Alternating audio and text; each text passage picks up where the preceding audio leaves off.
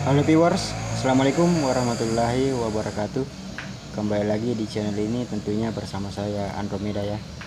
Nah, kawan-kawanku, saudara-saudaraku, bagaimana kondisi kalian? Semoga kalian semua dalam keadaan sehat walafiat, terbebas dari asam lambung, GERD, dan anxiety. Nah, buat kawan-kawan yang masih saja mengalami sensasi-sensasi asam lambung, GERD, dan anxiety, saya doakan semoga kalian cepat pulih dan bisa beraktivitas lagi seperti biasanya. Nah, ini apa ya? Sebenarnya saya bingung mau bahas apa lagi, karena sepertinya saya sudah membuatkan video-video mengenai asam lambung, GERD, dan anxiety, entah itu sensasi-sensasi dan pantangan makanan dan cara penanganannya, penyebabnya. Nah, saya rasa itu cukup bagi bahan referensi kalian untuk membenahi diri. Nah, tinggal kalian tugas kalian sekarang itu yaitu meyakinkan hati dan diri serta pikiran bahwa kalian itu baik-baik saja. Perlu kalian ketahui bahwa jiwa kita itu lebih besar dibanding rasa anxiety kita.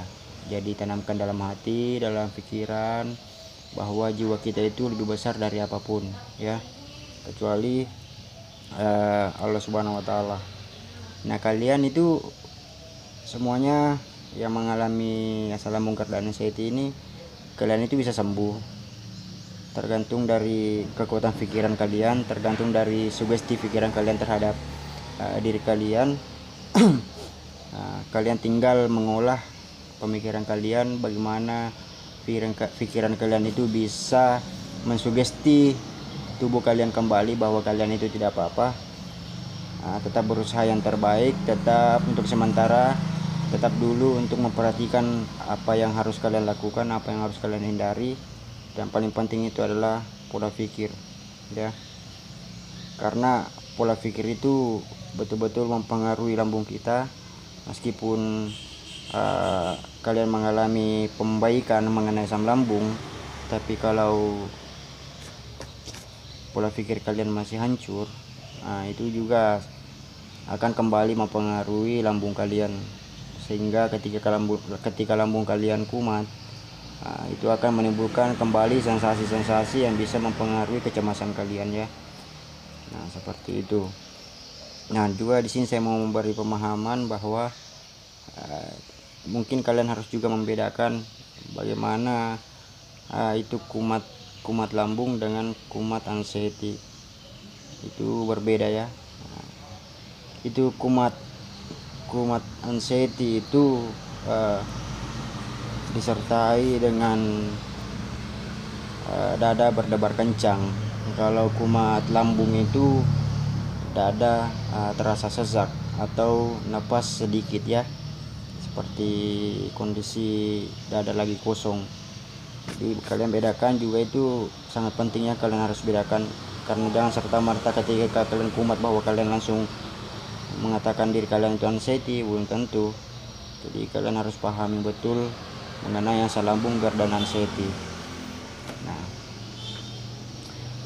buat kawan-kawanku semua yang masih belum mengalami perubahan, cobalah untuk lebih sadar diri lagi, cobalah untuk bertanya kepada diri sendiri apa yang harus kalian lakukan, karena sesungguhnya yang bisa menyembuhkan kalian itu cuma diri kalian sendiri. Tanpa keinginan yang kuat, keinginan yang tekad yang kuat, tanpa rasa optimis, tanpa tanpa usaha yang kuat, kalian akan sulit mengalami kesembuhan, karena betul-betul ini membutuhkan suatu proses.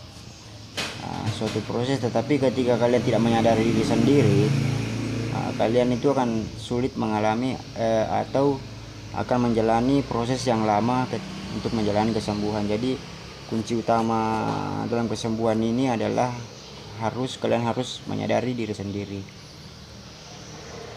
Nah, ini menyadari diri sendiri ini, kalian coba lebih lebih berdamai dengan diri sendiri. Kalian jangan menyalahkan diri sendiri dengan apa yang kalian alami, apa yang kita alami, tetapi ini adalah suatu proses hidup kita menuju suatu kehidupan yang lebih baik lagi.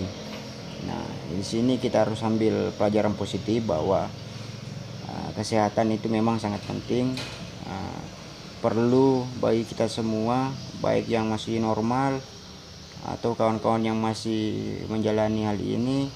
Kedepannya itu kalian harus lebih baik lagi dengan memperhatikan pola makan, pola hidup, dan pola pikir.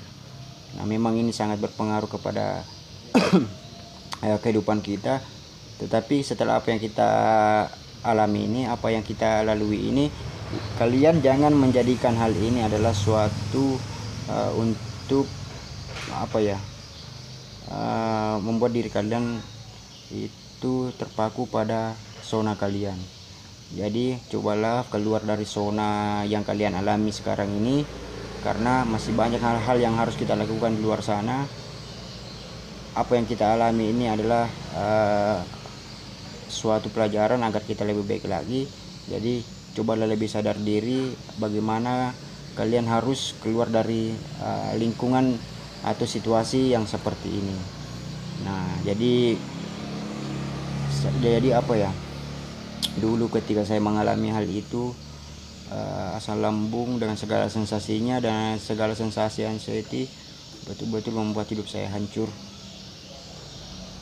Keseharian itu betul-betul membuat saya tidak bisa berbuat apa-apa. Pekerjaan, rumah tangga, kehidupan sehari-hari, pokoknya gak ada yang terlaksana dengan baik. Sampai akhirnya saya terpuruk ada beberapa bulan. Setelah itu kemudian saya menyadari bahwa walaupun saya berdoa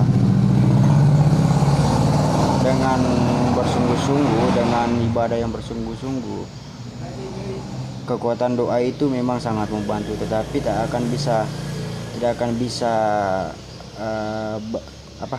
kan nggak bisa sembuh kalau memang dari diri kita tidak memulai untuk melakukan kesembuhan itu. Jadi di sini betul-betul harus kita sadari diri sendiri bahwa ketika kita ingin sembuh, kita harus betul-betul membenahi diri.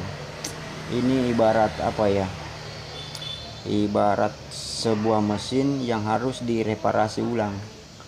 Nah, itu ada onderdil atau spare part yang butuh perawatan khusus untuk mengembalikan performa onderdil itu seperti semula. Nah,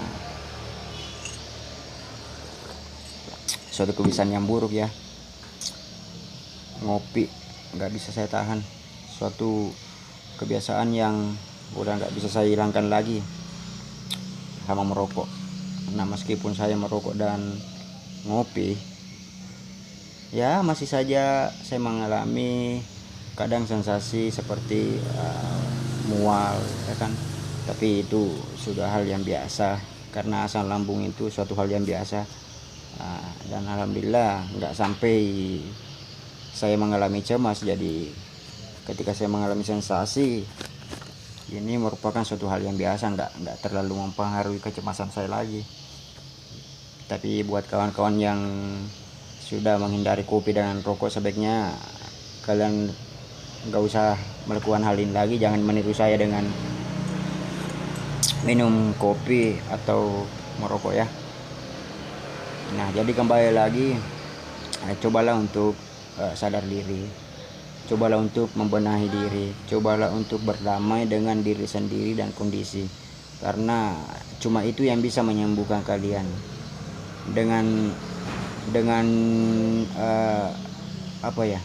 Tanpa adanya kesadaran diri, kalian itu sulit untuk menyembuhkan diri. Meski dengan obat, dengan apa, walaupun kalian ke psikiater, butuh yang waktu lama. Karena seperti yang saya lihat nonton di YouTube yang lain, banyak juga pasien-pasien itu ada yang cepat mengalami kesembuhan, ada yang lama mengalami kesembuhan, bahkan ada yang sulit mengalami kesembuhan. Karena itu tadi, menurut saya itu karena dari diri mereka sendiri. Meskipun sudah ke dokter, tapi kalau dari kekuatan hati dan pikiran mereka tidak mampu untuk membendung rasa kecemasan itu, akan sulit juga, karena di sini betul-betul bergantung dengan jiwa ya. Kekuatan jiwa kita itu bergantung dengan kesembuhan kita. Kalau kita tanamkan secara baik-baik bahwa jiwa kita lebih besar dari kecemasan ini, tentu kalian akan tahu hal apa saja yang harus akan kalian lakukan untuk menghindari atau menghilangkan rasa cemas kita ini. Jadi tanamkanlah pada diri kita bahwa berpandanganlah bahwa jiwa kita ini lebih besar dari rasa cemas kita. Nah, karena dengan jiwa yang besar tentu akan membuat kita itu lebih semangat lagi untuk menghadapi segala sesuatu atau segala rintangan yang ada di depan kita. Nah, sekali lagi semoga kawan-kawanku yang ada di luar sana, saudara-saudaraku, semoga kalian semua mengalami kesembuhan, semoga kalian mengalami pembaikan diri, semoga hidup kita ini kedepannya lebih baik lagi. Kalian, saya, dan semuanya itu kita tidak sendiri, kita semua bersama-sama, kita semua mengalaminya. Kita harus saling menguatkan, kita harus saling support, kita harus saling mendukung ya. Nah, semoga apa yang saya sampaikan ini bisa memberikan suatu pandangan kepada kalian, memotivasi kalian. Semoga ada manfaatnya ya. Ucapkan semoga kalian sembuh. Apabila video ini ada manfaatnya, jangan lupa di subscribe ya. Nah, di akhir kata saya ucapkan terima kasih banyak. Assalamualaikum warahmatullahi wabarakatuh. Salam sehat.